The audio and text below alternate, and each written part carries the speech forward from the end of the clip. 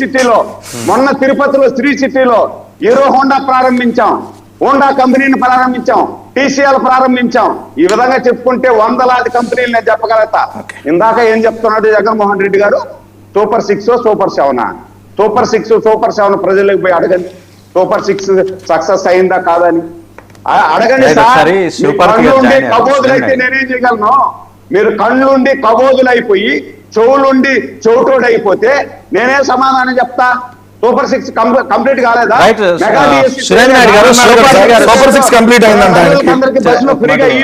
Join అయ్యారు కదా, శివపార్వతి గారు జాయిన్ అయ్యారు. ఒకసారి వారి దగ్గరికి వెళ్దామండి. శివపార్వతి గారు నమస్తే అండి. కొంచెం ఆలస్యంగా జాయిన్ అంటున్నారు, ముఖ్యమైన అంశాలు అయిపోయినాయి. మూడోది ఉందిలేండి. ఏంటంటే నిన్న డిప్యూటీ సీఎం గారిని మంగళగిరి క్యాంప్ ఆఫీస్లో ఈగల్ విభాగం chief cyber crime IG Ake Ravikrishna గారు కలిసి వార్షిక నివేదికని అందజేశారు. ఇప్పుడు దీని మీద నిన్న రాత్రి నుంచి నేను సాయంత్రం నుంచి వస్తున్నది ఏంటంటే, ఆల్రెడీ ఆయన హోంమంత్రిగా బాధ్యతలు స్వీకరించేశారు. పోలీసులకు ఆ మేరకు సూచనలు ఆదేశాలు అందాయి. అందుకని ఈయన హోమ్ మినిస్టర్ గారి దగ్గరికి, ప్రస్తుతం హోమ్ మినిస్టర్గా ఉన్న ఆయన గారి దగ్గరికి వెళ్లకుండా పవన్ కళ్యాణ్ గారి దగ్గరికి వెళ్ళి ఈ వార్షిక నివేదిక అందజేశారు అని చెప్పేసి గడిచిన వారం 10 రోజులుగా ఇదే రౌండ్ కొడుతోంది. ఆయన ఈస్ టేకెన్, లేకపోతే is going to take charges deputy CM. నిజమేనా? అంటే జనరల్గా ప్రోటోకాల్ ప్రకారం ఏంటంటే యూనిఫార్మ్డ్ ఫోర్సెస్లో వాళ్ళు ఇమీడియట్ బాస్ దగ్గరికి వెళ్ళి వాళ్ళు దే సబ్మిట్ ఆల్ దేర్ డోసియర్స్ కానీ లేకపోతే ఈ రిపోర్ట్స్ కానీ.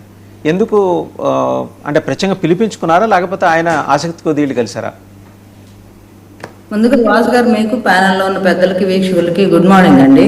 ఇప్పుడు ఆయన ముఖ్యమంత్రిగా ఉన్నారు పవన్ కళ్యాణ్ గారు. సో కొన్ని శాఖలకు సంబంధించిన కూడా మిగతా విషయాలు కూడా సార్ దృష్టికి మిగతా అధికారులు కలిశారు చాలాసార్లు. అట్లాగే ఈ పోలీస్ డిపార్ట్మెంట్కి సంబంధించి ఎస్పెషల్లీ సైబర్ కేసెస్ గురించి మామూలుగా సోషల్ మీడియాలో జరుగుతున్న ఈ విచిత్రమైన ఒక వింత పోకడ, ఈ మధ్యకాలంలో మతాలని కులాలను రెచ్చగొట్టేలాగా కొంతమంది వ్యక్తులు కావాలని పనిగట్టుకొని పనికిమాలిన వీడియోస్ చేస్తూ సభలు పెడుతూ ప్రజల్ని రెచ్చగొట్టేలాగా వాళ్ళు తీసిన వీడియోస్ని బూస్ట్ చేస్తూ అందరికి రీచ్ అయ్యేలాగా అందరి మనోభావాలు ఇబ్బంది పెట్టేలాగా ప్రవర్తన ఉంటుంది. కాబట్టి కొన్ని విషయాలు ప్రత్యేకంగా ఆయన దృష్టి సారించారు.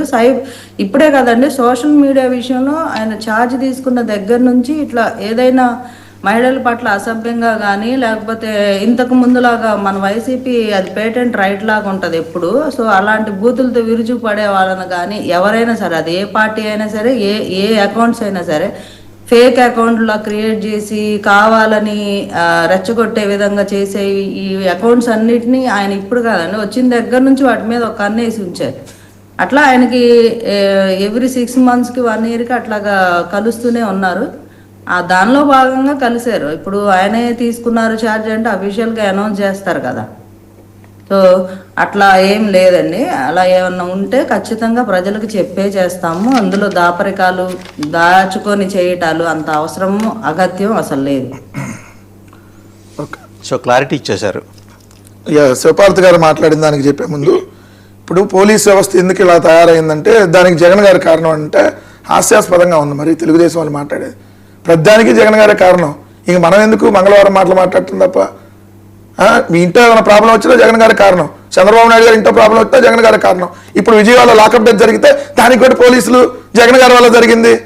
మనం కొద్దిగా ఇంట్లో వాళ్ళన్నా నవ్వుకుంటారని బుద్ధి లేకుండా మాట్లాడితే ఇక అది మీ విఘ్నతగా వదిలేస్తున్నాం. బుద్ధి మీకుండాల వెంకటరెడ్డి, బుద్ధి మీకుండాల. బుద్ధి జ్ఞానం ఉంటే నువ్వు మాట్లాడు. 2 సంవత్సరాలుగా ఈ పోలీస్ శాఖకి అట్టడుగు స్థానంలో ర్యాంక్ ఇస్తా ఉంటే ఈ పోలీస్ శాఖని మీ రెడ్ బుక్ అనేటటువంటి బ్లడ్ బుక్ కోసం ఉపయోగించుకుంటూ ఈ పోలీసు శాఖని భ్రష్టు పట్టించి సిగ్గు లేకుండా మనం కూర్చొని మాట్లాడుతున్నావా? విజయవాడ ముఖ్యమంత్రి ఇంటికి 7 కిలోమీటర్ల దూరంలో లాకప్ చేయడానికి సభలో దొరకబడ్డా నువ్వు మనిషి వాయికి ఏమన్నా సభలో దొరకలా, 3 రోజులు దొరకట్లా, సవాళ్ళు మనం చేయకుండా మీరు కడుపు అన్నం తింటారా, గడ్డి తింటున్నారు మీ తెలుగుదేశం పార్టీ. సిగ్గు ఎవడు ఏం మాట్లాడుతుంది? నీకు ఉద్దేశం కామన్ సెన్స్ ఉందా? మనిషి పడక పుట్టావా? మరి అరే గిరే అంటే పళ్ళు రావుతాయి చెప్తున్నా. మరి కొట్టానికి జగన్ గారి కారణం అంటే నువ్వు కడుపు అన్నం తింటావా? ఇంకా ప్రజలకి జగన్ గారి కారణం అన్నందుకు నువ్వు కడుపు అన్నం తింటావా, గడి తింటున్నా? ఎలా మాట్లాడిస్తాను రా నేను? అరే గిరి అంటే చెంపలు 2 వాయిస్తా. మీ తెలుగుదేశం లిమిట్స్ లో ఉండండి. మీరు మనుషులాగా ప్రవర్తించండి, పిచ్చి కుక్కలాగా ప్రవర్తించొద్దు, కుక్కలాగా వాగొద్దు. నువ్వు కుక్కలాగా పోవద్దు. వెంకటరెడ్డి గారు పిచ్చి కుక్కలాగా ప్రవర్తించమాకండి. మనుషులాగా ప్రవర్తించండి. మీరు ఆగండి. ఒక్కరికి వచ్చేవాడికి మీరు జోలికి వస్తారో మీరేందో మీ విధానం ఏందో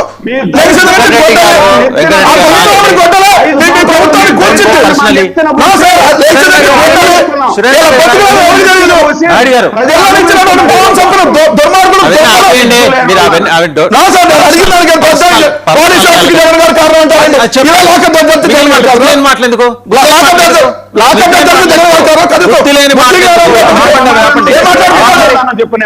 ఇది ఇడియట్స్ లాగా మాట్లాడు మాకు. మీరు మళ్ళీ అతను చెప్పిన అబద్ధాలు మీరు గమనించరా. సూపర్ 6 ఇచ్చేసాం, డాడీ ఇచ్చారు, ఆడబిడ్డ మీద ఎక్కడ, ఆడబిడ్డ మీద ఎక్కడ, నిరుద్యోగులతో ఎక్కడ, మీరు ఇస్తాను 16 బస్సుల్లో ఫ్రీ అక్కడ, 5 బస్సులు ఎందుకు ఇచ్చారు? ఆ జనసేనకు సంబంధించి ఆమె కూడా చెప్పాలి కదా. సోషల్ మీడియాలో అంటే మతాలను కులాలని రెచ్చగొడుతున్నారండి ఈ మధ్య.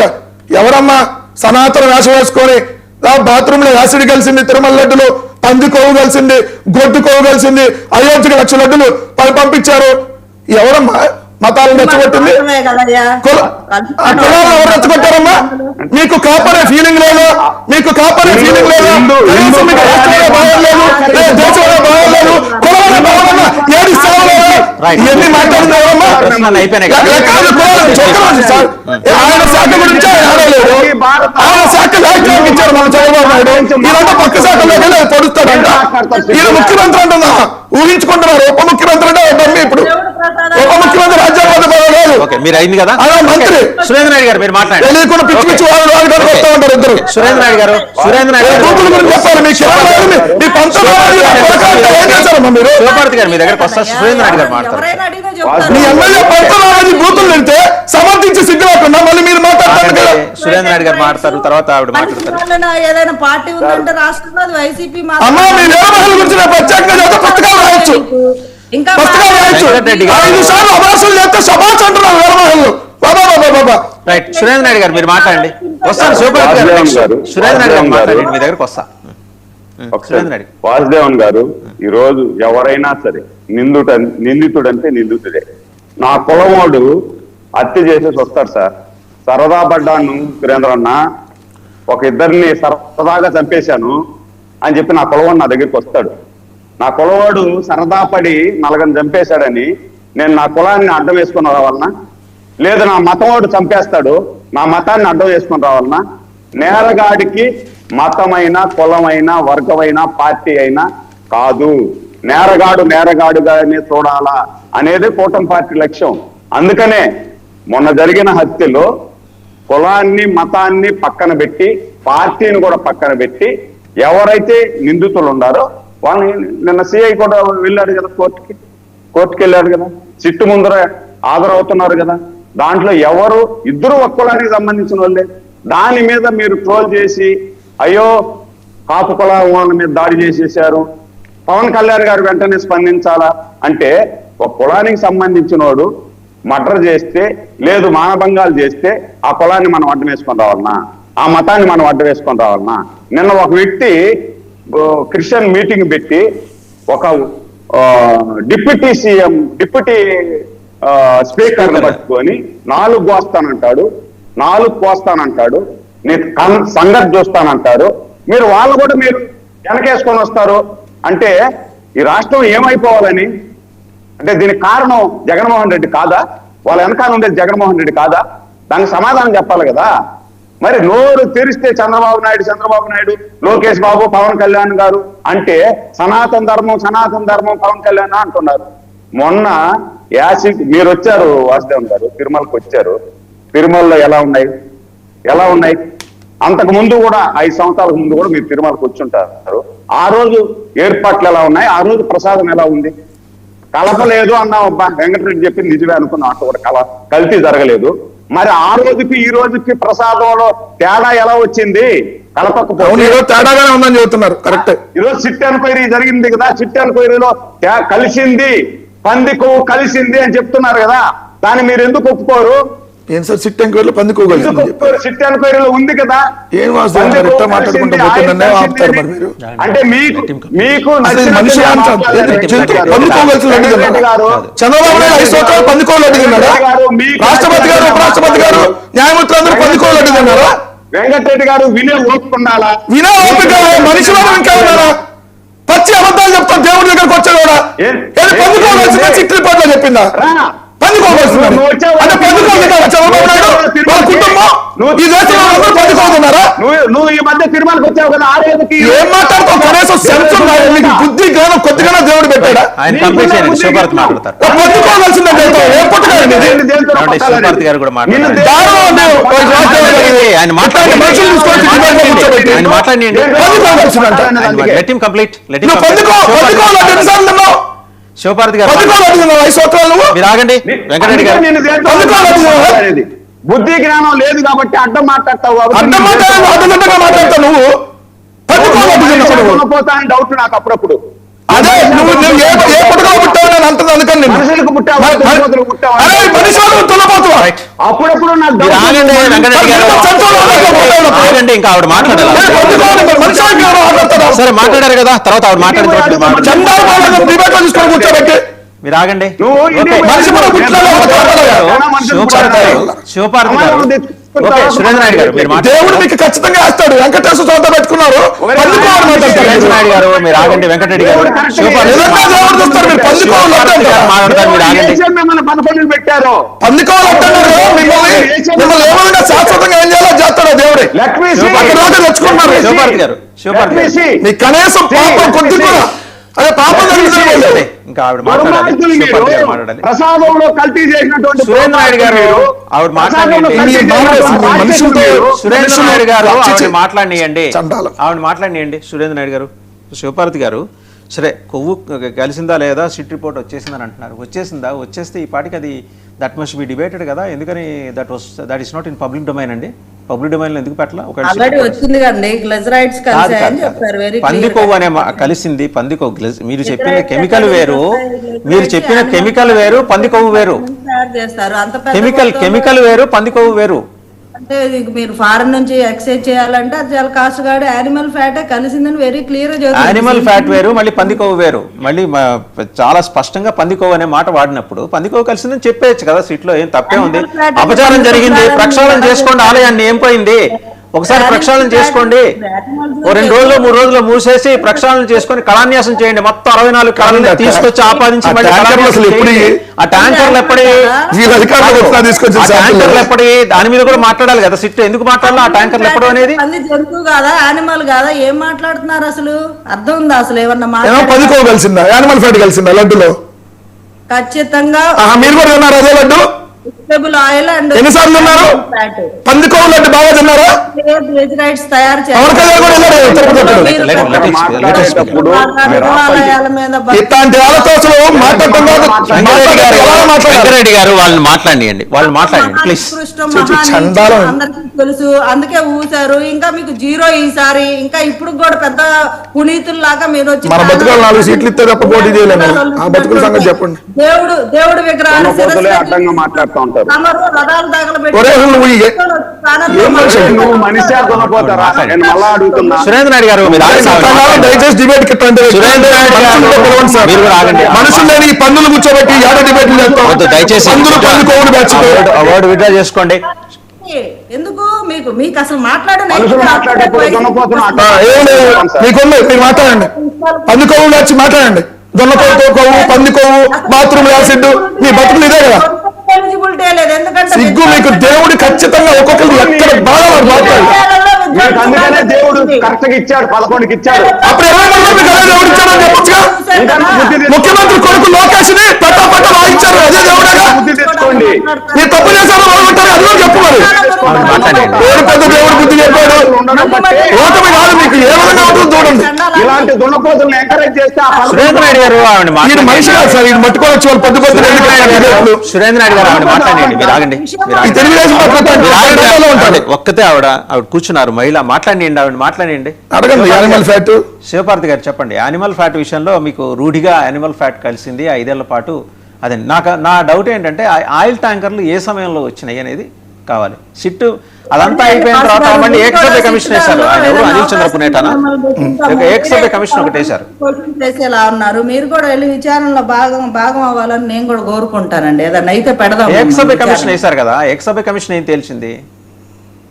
ఏకసభ్య కమిషన్ కూడా వేశారు కదా. సిట్టే రిపోర్ట్ ఇచ్చి పనికి రాలేదండి, సిట్ మనకి పనికి రాలేదు. ఏకసభ్య కమిషన్ వేశారు. ఏకసభ్య కమిషన్ అవుట్కమ్ ఏంటి? ఎవరికి చేరలేదు. ఎక్స్ కమిషన్ రిపోర్ట్ అనేది అది సీక్రెట్ గా ఉండదు. వాళ్ళ పోలీస్ డిపార్ట్మెంట్ ఎందుకు సీక్రెట్ ఉండాలండి? ఎందుకు సీక్రెట్? దేవుడేమో జనం దేవుడు, ఆయనకు సంబంధించిన లడ్డు సీక్రెట్, లడ్డూలో ఏమైనా కలిసి సీక్రెట్ ఎందుకు ఉండాలి? బయట పెట్టండి. స్పెషల్ ఇంట్రాగేషన్ టీం రిలీజ్ చేసిన రిపోర్ట్ అందరు చూశారు కదా. మళ్ళీ ఏమి అది కాదని కదా మీరు ఏకసభ్య కమిషన్కి వెళ్ళింది. అది కాదని కదా మీరు ఏకసభ్య కమిషన్కి వెళ్ళింది. రోజుకో పేజీ చొప్పున పెట్టారు కదా మీరు డిబేట్. మళ్ళీ ఏమి ఇచ్చింది? ఏకసభ్య కమిషన్ నేను అడుగుతున్నది వేరు, మీరు చెప్తున్నది వేరండి శివభారతి గారు. ఏకసభ్య కమిషన్ వేశారు. మీరు అడిగేదైతే నా దగ్గర సమాచారం లేదండి. నాయుడు గారి దగ్గర సమాచారం ఉంటుంది ఖచ్చితంగా, ఎందుకంటే ఆయన తిరుపతిలోనే ఉంటారు. సార్ ఏకసభ్య కమిషన్ అవుట్కమ్ ఏంటి సార్? ఏం చెప్పింది? ఇప్పుడు వాసుదేవన్ గారు గతంలో కూడా ఒకసారి ఇదే మాదిరి ఏకసభ్య కమిటీ మీద కూడా డిబేట్ చేశాం. ఏకసభ్య కమిషన్ కూడా ఏమి ఇచ్చింది? ఆ ఆయిల్ ట్యాంకరు ఎవరి హయాంలో పట్టుకున్నారు, ఎవరి హయాంలో తీసుకొచ్చి పర్మిషన్లు ఇచ్చినటువంటి కంపెనీ ఎవరి హయాంలో చేశారు, ఆ ఆయిల్ ట్యాంక్ ను పట్టుకుంది ఎవరు అనేది కూడా ఆ డిబేట్ లో మాట్లాడినాము. దాని తర్వాత ఏకసభ్య కమిషన్ లో కూడా ఏం తేల్చారు? ఎవరైతే ఆ రోజు ఉన్నటువంటి సుబ్బారెడ్డి గారు కానీ, కరుణాకర్ రెడ్డి గారు కానీ, అదేవిధంగా భాస్కర్ రెడ్డి గారు కానీ, వీళ్ళందరికీ కూడా ఒత్తాసు పలికినటువంటి ఈఓ ఎవరైతే మొన్న మేము ట్రాన్స్ఫర్ చేశామో అదే ఈఓ, వీళ్ళందరూ కూడా నిందితులు. దాంట్లో ఖచ్చితంగా దీంట్లో కల్తీ జరిగింది, లడ్డూలో కల్తీ జరిగింది, ఖచ్చితంగా జరిగింది. దాంట్లో ఇంత పర్సంటేజ్ ఉంటేనే అది బహిర్గతం అవుతుంది. పర్సంటేజ్ కంటే కూడా తక్కువ కలిపారు కాబట్టి దాన్ని మనం ఇంకా వేరే దానికి తీసుకెళ్లి చేస్తేనే అది పంది కొవ్వ లేకపోతే ఏది అని తేలుతుంది అని చెప్పి సబ్ కమిషనర్ నీతిగా ఇచ్చారు. దీని మీద మనం ఒక గంట సేపు చర్చ చేశాము. మీరు మళ్ళా తెలియనట్టు మీరు కూడా మాట్లాడితే ఎలా సార్? మీరు వచ్చారు సార్, నేను ఫైనల్ గా ఇంకా ఫైనల్ ఎక్కడికి పంపిస్తారు? అయిపోయింది. ఇప్పుడు సిట్ కాదన్నారు, ఏకసభ్య కమిషన్ ఏదో ఇంకా మనం నిర్ధారించాలి అని అన్నారని మీరు చెబుతున్నారు. ఎప్పుడు నిర్ధారిస్తారని అడుగుతున్నా. అదే ఇప్పుడు దానికన్నా ఇంకా వీళ్ళు అనుమానం వ్యక్తం చేస్తున్నారు కదా, దానికి కలపలేదు అని అనుమానం వ్యక్తం చేస్తున్నారు. ఏదైతే వైసీపీ వాళ్ళు విశ్వసిస్తారో అలాంటి దానికి పంపించండి, చెక్ చేయించండి. వాళ్ళు విశ్వసించేది పంపించడం ఏంటంటే గవర్నమెంట్ ఆఫ్ ఇండియా ఉంది, వైసీపీ చెప్పడం ఏంటంటే నాకు అర్థం కాదు. వైసీపీ చేస్తే మీరు చేసేస్తారా? గవర్నమెంట్ ఆఫ్ ఇండియా ఇన్స్టిట్యూట్ ఉందండి ఢిల్లీలో, అక్కడికి పంపించండి. సార్ ఇప్పుడు నేను ఈ మాట ఎందుకు అంటున్నా అంటే, వాళ్ళు ప్రధానికి లేదు, కొవ్వు కలవలేదు, దేవుడే చూసుకుంటాడు, దేవుడి మీద ఆరోపణ చేస్తున్నారు అనేటప్పుడు వాళ్ళ విశ్వాసం దెబ్బతింటా ఉంది అని వాళ్ళు అంటున్నారు.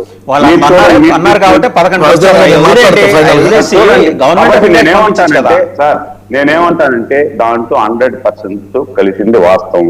మీరు వచ్చారు దేవస్థానానికి, గత 5 సంవత్సరాల్లో కూడా మీరు వెళ్ళుంటారు. ఆ రోజు ప్రసాదం టేస్ట్ ఎలా ఉంది, ఈ రోజు ప్రసాదం టేస్ట్ ఎలా ఉంది, దాన్ని బట్టి మనకు అర్థమైపోతుంది. ఒక లడ్డు తీసుకెళ్లి ఇంట్లో పెడితే 2వ రోజు పాసిపోయేది. ఈ రోజు వారం రోజులు మీరు లడ్డు పెట్టండి, వారం రోజులు పెట్టండి, లడ్డు చెడిపోయిందంటే మీరు ఏం చెప్తే నాకు ఉరిసి చేస్తారా? వేసుకునేదానికి సిద్ధం. చెడిపోయిందంటే వారం రోజుల లోపల లడ్డు చెడిపోయిందంటే మీరు ఉరిసిచ్చేయండి, నేను హ్యాపీగా ఉరిసిచ్చి అనుమతిస్తా. కాబట్టి దాని అర్థం ఏంటి సార్? కల్తీ జరిగింది, వీళ్ళు కెమికల్ వాడారు అనేది అర్థమైపోయింది కదా.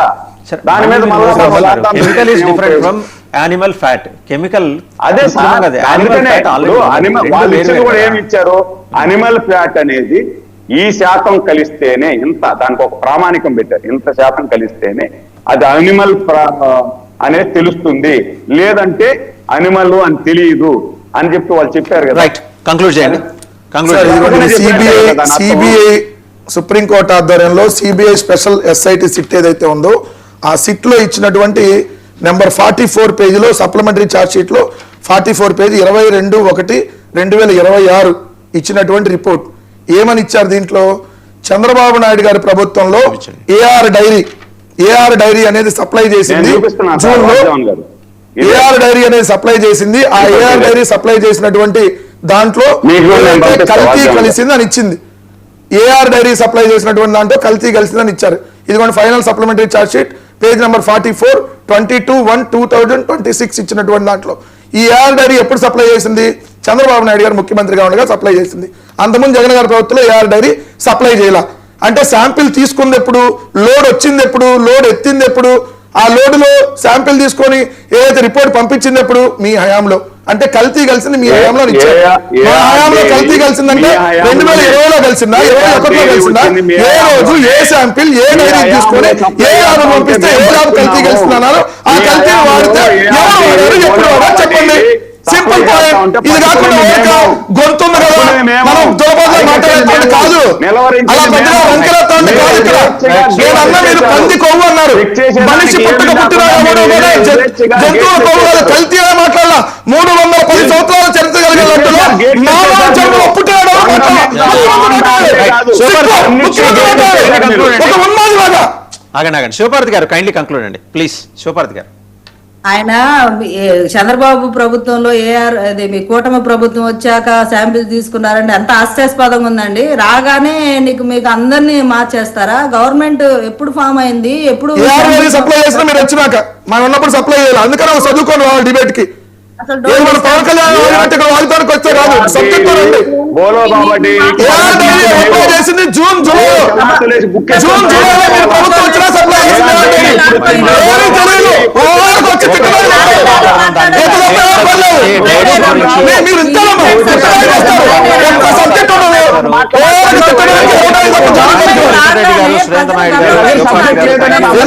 మీరు ఎప్పుడు సరఫరా చేశారు, ఎవరు సరఫరా చేశారు, సరఫరా చేశారు, ఇవన్నీ కూడా అంటే మళ్ళీ ఇంకోసారి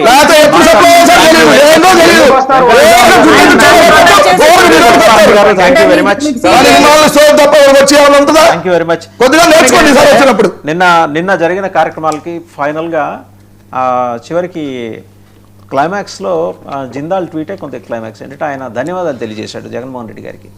అంటే జగన్మోహన్ రెడ్డి బహుశా నాకు తెలిసి భయపడుతుంటాడు, నువ్వు ధన్యవాదాలు తెలియజేయకపోతే రేపు పొద్దున మేము అధికారంలోకి రాగానే నేను తాట తెస్తాం అని అనుంటాడు అని. అలాంటి వర్షం కూడా ఇవాళ వచ్చే అవకాశం ఉంది. మరి ఆయన ఎందుకు ఏం బుద్ధి పుట్టి ఆ ధన్యవాదాలు తెలియజేశాడో అర్థం కావట్లేదు. 725 కోట్ల రూపాయలు జగన్మోహన్ రెడ్డి గారి ప్రభుత్వ సమయంలో ఇచ్చారట. సో అందుకోసం అని చెప్పేసి he has express his gratitude tweet చేశాడు. అది నిన్నంతా కూడా సోషల్ మీడియాలో తిరిగింది. సో రాయలసీమలో అభివృద్ధి ఎవరిది?